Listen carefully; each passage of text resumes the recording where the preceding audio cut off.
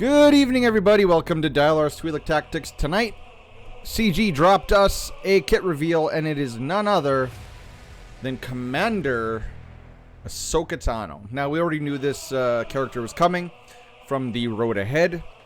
They said that she was going to be more powerful than a marquee tune, but less powerful than a legendary. Alright. But, in my opinion, she looks better than Beskar Mando, so... let's go over and we will start looking at her kit. First, though, in case everyone forgot, I want to show you all how you're going to be getting this character. And the reason why they're dropping the kit now, I know I've had some questions about why, is because the next iteration of Galactic Conquest, she is going to be the prize for the red box. Now, CG stated, this is the road ahead here, right here, so we are increasing the amount of shards you'll be able to earn throughout an event Conquest. You will be able to unlock Commander Ashoka Tano at 7-star after 3 hard conquests if you earn the maximum reward crate and purchase her shards from merchants. So, much like the Razor Crest, you're going to have enough currency to buy all her shards, and you're going to have to get the red crate. You're going to have to do that for 3. You're going to have to pass Galactic Conquest hard mode 3 times. So 3 months, May, June, July, because we should have a Conquest coming up shortly. They did say they were going to accelerate the next one, given that they had to reset the last one and kind of cut it to that time. So expect it soon. I'm assuming that's why they dropped the kit reveal, because the next Conquest is going to be coming probably in the next update tomorrow, when we're getting the next batch of requirements for Galactic Legend Kenobi. And so then she's going to be in the game, and as such, they have to give us her kit. So let's look at her kit, and there's going to be so much you can do with this character. So Commander Ashoka Tano, this is the final 4 episodes of Season 7 of the Clone Wars Ashoka Tano, if anyone didn't know that. So she's... this is the Siege of Mandalore, specifically, version of Ashoka Tano. As you see, she's got the blue lightsabers that Anakin gave her, and she's wearing the same uniform that she was wearing in those last 4 episodes. Now, so she is light side, she's an attacker, she is Galactic Republic Scoundrel, which is, I did not expect her to be a scoundrel, and then unaligned Force user. For now, that doesn't seem that important, but I'm sure they don't usually just put tags for no reason. There is one interesting team that we're going to talk about with this unaligned Force user synergy. So, as you see, they're already right out of the gate saying that Jedi Master Kenobi is a possible synergy. So that's most likely saying, and well, they are saying that he's going to be Galactic Republic. He's going to be a Jedi. Like, you cannot make Kenobi a non-Jedi.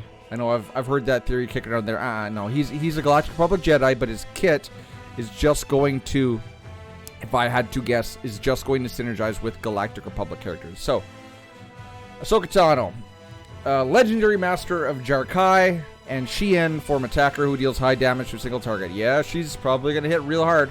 So her basic, Jarkai, I'm assuming that's Kai, Jarkai Master. Final text, no Zeta. Deal special damage to the target enemy twice, which is important. We'll get to that later. If another Galactic Republic or Scoundrel ally is present, she'll gain advantage for 3 turns. And yes, I can't see a case where you're gonna want to run her in a team that doesn't have Galactic Republic or Scoundrels, unless you're going for the full non-aligned Force user, but I don't think you will. So special one, Shien, cooldown of 4. Which is important. Let's just look at that animation. It is pretty. Ahsoka and target other Galactic Republic or Scoundrel allies. So you can't use Shien, the special, on a non-aligned Force user. It's just Galactic Republic or Scoundrel. So Ahsoka and said character gain Shien for 4 turns. Evasion up for 2 turns. It's a turn meter swap, and it's a call to assist, dealing 20% more damage. So Shien form is going to be a blue locked buff, because it can't be copied, dispelled, or prevented.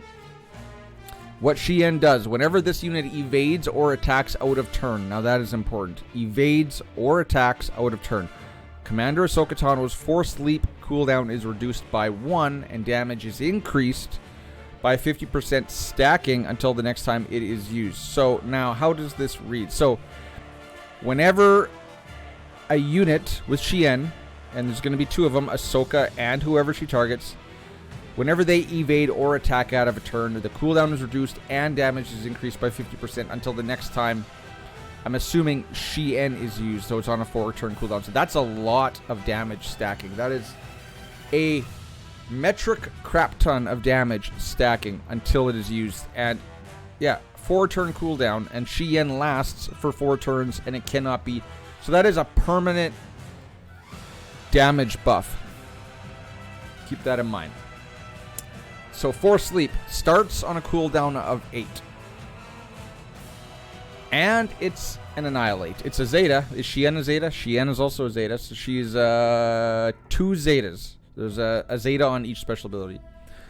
The first time Force Leap is used, each encounter, instantly defeat the target, and each light side ally gains 30% turn meter. So this is very, very much a Nihilist move. His Annihilate was on an 8-turn cooldown with ways to speed it up. This is exactly the same.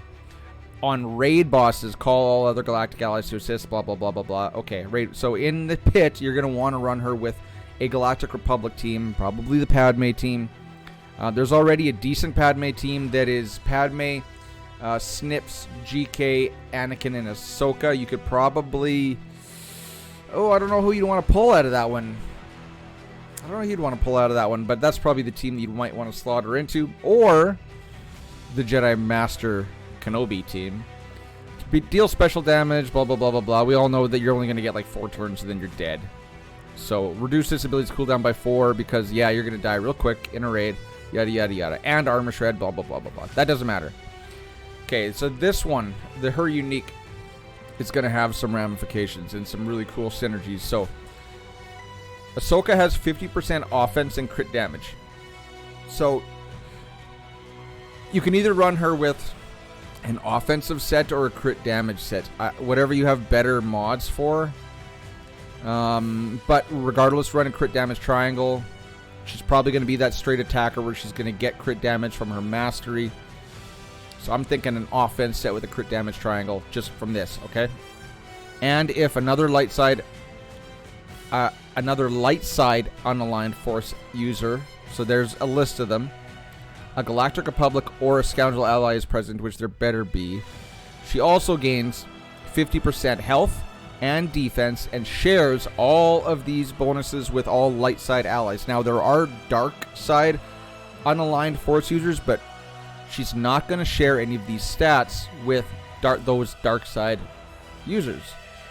If there are currently fewer allies than enemies, then you get a bunch of bonuses. Okay. So you're going to run her with Scoundrels and Galactic Republic. Now, let's go look at her developer insights real quick.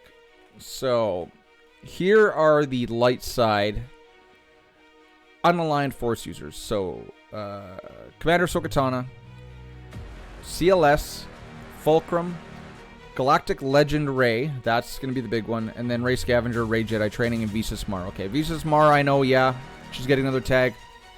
I doubt you're ever going to use her. Maybe you want to put a P1 team together with Visas Mar in the Sith raid, maybe. You know, there was a time when you could run a GMY lead team. Yeah, I don't know. Work on that on your own. But the most important one on here is Rey. And then also keep in mind, there's no way for her Annihilate Force Leap to start off cooldown at the moment ... So something's coming.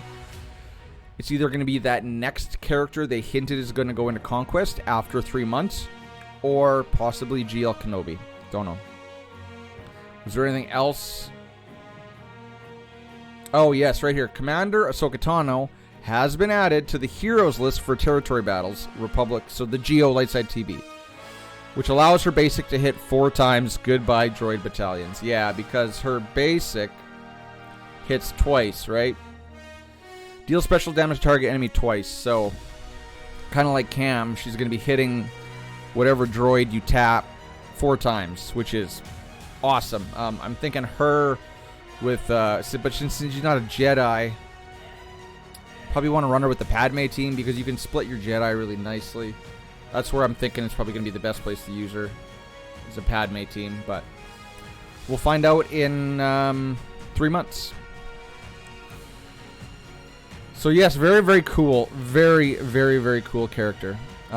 Let's go in-game, and I want to show you guys the teams that I'm thinking of might work right now. Now, so CLS. So CLS is an unaligned Force user, and the other 3 are all scoundrels, meaning they're all going to benefit from her offense, health, and the 50% offense, 50% health, and 50% defense boost. Why I think she might fit well on this team, and I'm using Fulcrum just as a placeholder, guys, is if you, depending on how fast she is, if you put Shien on Chewie, how many times does Chewie get called to assist?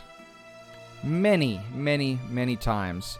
You can probably get your Annihilate off very quickly under this team. But are you really bringing that much more to this team? C-3PO and this team is already such a good team.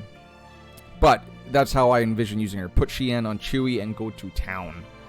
Offense, 50% offense boost on this team. Man, get out of here. Get out of here. Now, the Padme team. I think you should pull... Most times in GAC now, I run Barriss here. In Lightside TB, you'll run like C-3PO, but say Ahsoka here, Snips. We can't click on her, but a Snips has 20% evasion baked into her kit already. If she has crit damage up, which she's going to have a lot on this team. So she's already going to be evading a lot. So what I would do is in this team, the Padme team, put Shien on Snips. Why? Because Snips gets called to assist whenever anybody here does a special. So you can get the evades from Snips since she already has 20% evasion baked into her kit, and she's going to be getting evasion up. And then every time she gets called into assist, you're going to be reducing the cooldown of her Force Sleep, which is her Annihilate. So that is how I would run her in this team, this Padme team. We'll skip Rey for now. So maybe she can make the Mando team viable. Why? Because Bo-Katan's leadership calls a lot of characters to assist. If you can get her faster than the Armorer, you can put Shien on Bo-Katan and then do the mass assist with the Armorer, which is going to give you 3 stacks of Beskar, and then put those 3 stacks onto Bo-Katan. She's going to be attacking at a turn, like when she's going to get Retribution, which is going to increase or decrease the cooldowns of Force Sleep, and the Mandos naturally assist on basics. So I think you could get Annihilate off really, really quickly with this team, which might make this Mando team viable. Now, remember, you have to have light side allies. You don't have to. It's just the light side allies are going to be the ones benefiting from the increased health, offense, and defense. Do you want to put Bam on here? It's not ideal because Bam already has his team, but I think that could make the Mando team really good.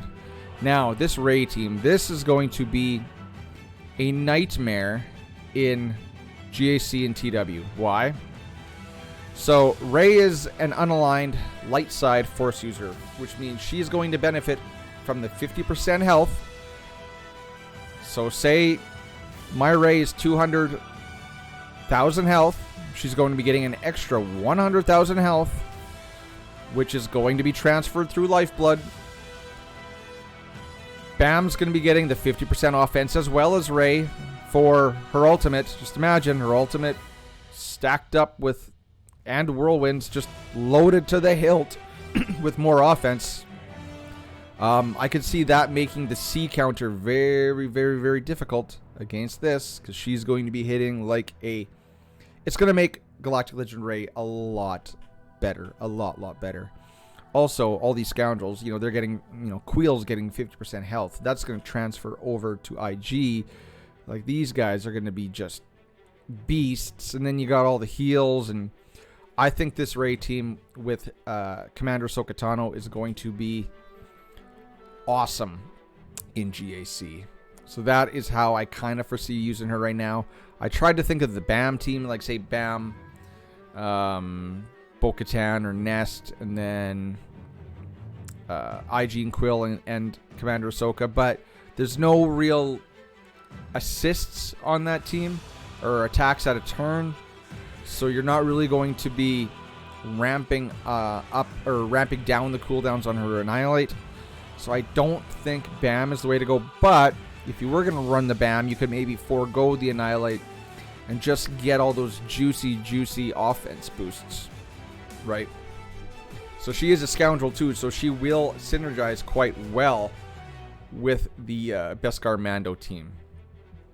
But I bet you she's going to fit in and make the Galactic Republic Jedi Legend Kenobi team awesome. Can you imagine Jedi Legend Kenobi, Cam?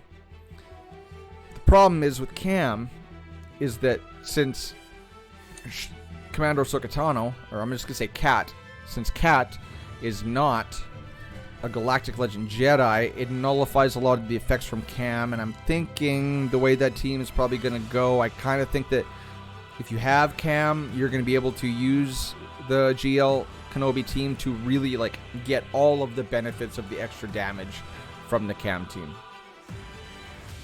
So we'll wrap her up there, guys. So Commander Ashoka Tano, look at that.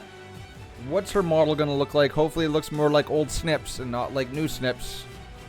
I don't like this unaligned force synergy. I think that maybe they're building to something, but this team isn't going to... You know, you can't put Shien on any of these because there's no Galactic Republic or Scoundrels. So Shien is out the window, so she can't annihilate.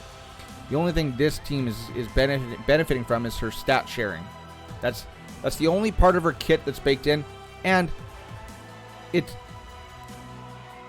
she doesn't synergize at all with the dark side unaligned force characters. Let's go look at what those are. Like Asajj Ventress, Kylo Ren, and Slacker. Like she has 0, unless I missed something.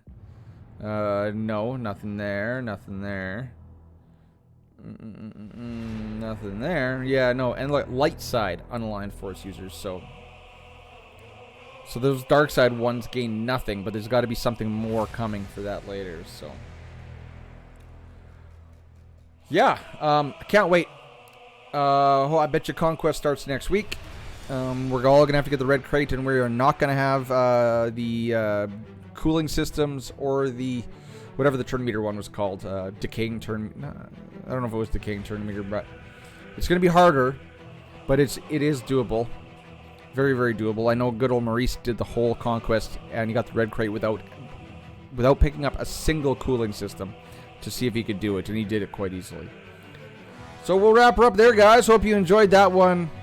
Can't wait for Kat. She looks so damn good. Till next time, guys. Later. Cheers.